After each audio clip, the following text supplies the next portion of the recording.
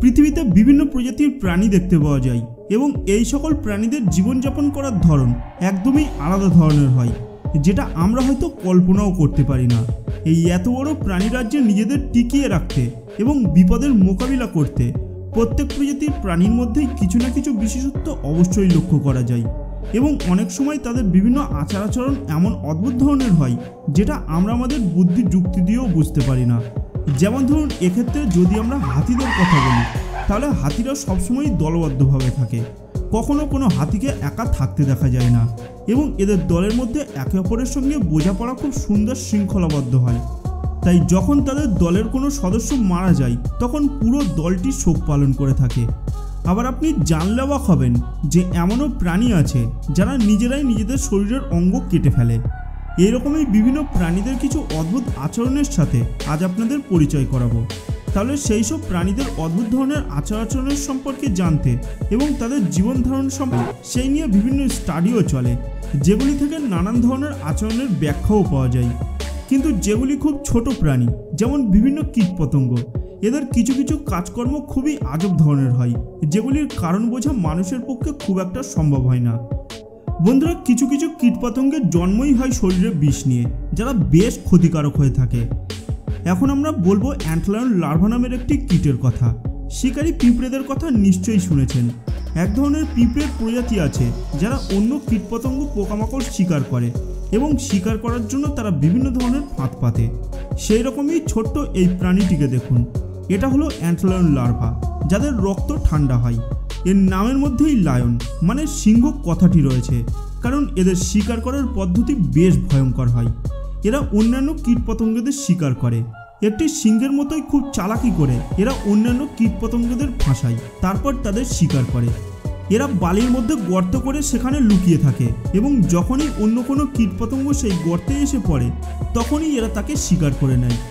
গর্তগুলি এরা এমনভাবে তৈরি করে রাখে যে কোনো পিঁপড়ে বা অন্য কোনো পোকা যদি এই গর্তে পড়ে তাহলে তারা যতই চেষ্টা করুক না কেন সেই গর্ত থেকে উঠতে পারা তাদের জন্য বেশ কষ্টকর হয় এবং যতই উপরে উঠতে চাইবে ততই গর্তের ভিতরের দিকে ঢুকে যাবে। এইভাবে যখন কোনো পোকা এই গর্তে ফেঁসে যায় তখন এরা মাটির নিচে থেকে বেরিয়ে আসে এবং এদের বিষাক্ত হুল ফুটিয়ে সেই পিঁপড়ে বা পোকাটির শরীর থেকে সব কিছু শুষে নেয়, তারপর শরীরের বাইরের আবরণটিকে ফেলে দেয়। যেমন এই ভিডিওটিতে দেখতে পাচ্ছেন যে কেমন করে একটি পিঁপড়ের শিকার করে পিঁপড়ের শরীরের ভিতরে সব কিছু শুষে নিয়ে শরীরের বাইরের আবরণটিকে ছুঁড়ে ফেলে দিল। শিকারের পর এরা আবার নিজেদের জায়গায় চলে যায়, মানে আবার বালির নিচে লুকিয়ে পড়ে। এবং যদি কোনো সময় শিকারের এই টেকনিক কাজে না দেয় তখন এরা অন্য টেকনিক ব্যবহার করে। কিন্তু এদের মধ্যে সবচেয়ে অবাক করার মতো ব্যাপার হলো এটাই যে এদের শিকার করার এই ক্ষমতা যতদিন ছোট অবস্থায় থাকে ততদিনই থাকে, মানে যতদিন এরা লার্ভা অবস্থায় থাকে। পরে যত এরা বড় হয় অনেকটা ফড়িংয়ের মতো দেখতে হয়ে যায়, তখন এরা আর এতটা ভয়ঙ্কর পদ্ধতিতে শিকার করে না। বিভর নামের এই প্রাণীটির সম্পর্কে আপনি কি কিছু জানেন? যারা গাছের গুঁড়ি দাঁত দিয়ে ইঁদুরের মতো কাটতে থাকে। কিন্তু তারা এমনটা কেন করে? কেন তারা গাছের গুঁড়ি এইভাবে কেটে ফেলে? আপনাদের দেখে মনে হতে পারে যে এটা হয়তো তাদের খাবার, কিন্তু না, এরা কাঠ মোটেও খায় না। এরা পাতা, ফল, সবজি ইত্যাদি খেয়েই জীবন ধারণ করে। তবে এরা জলে থাকতে বেশ পছন্দ করে, জলে সাঁতার কেটে বেড়ায়। এদের এইভাবে গাছের গুঁড়ি কাটার পেছনে একটি কারণ আছে।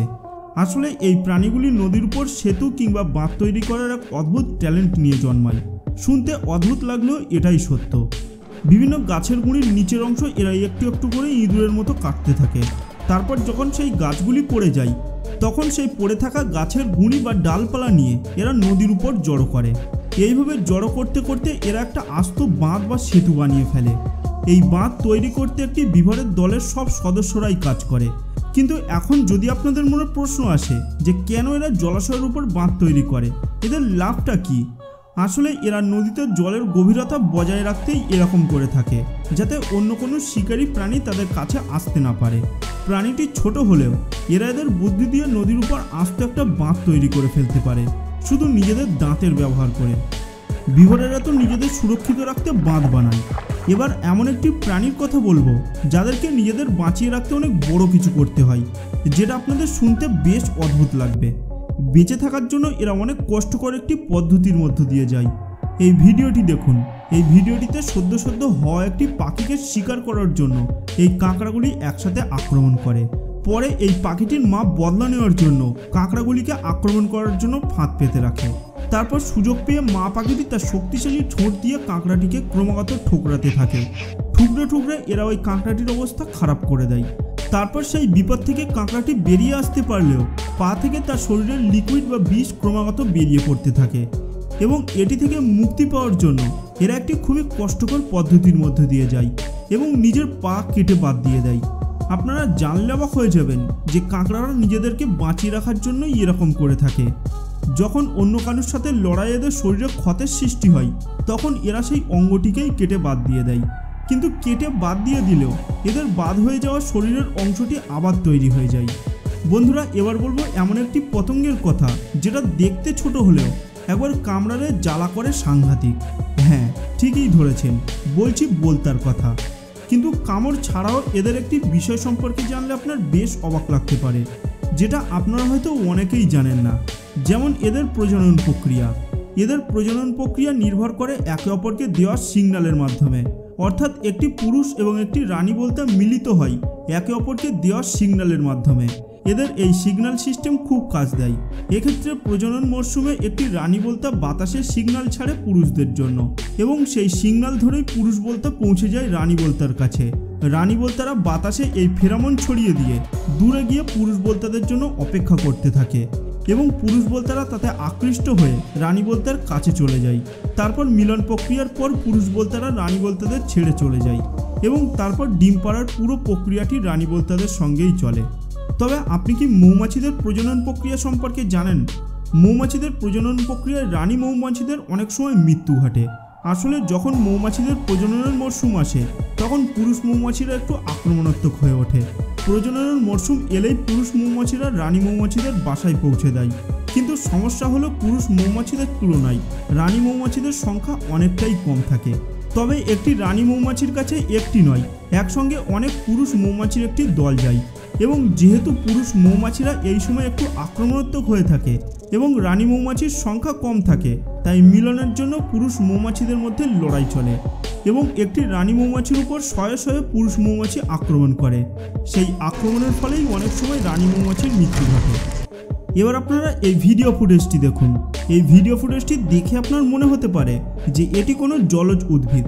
না, এটি কোনো জলজ উদ্ভিদ নয়, এটি একটি সামুদ্রিক প্রাণী। হ্যাঁ, এটির নাম হলো অ্যানিমন।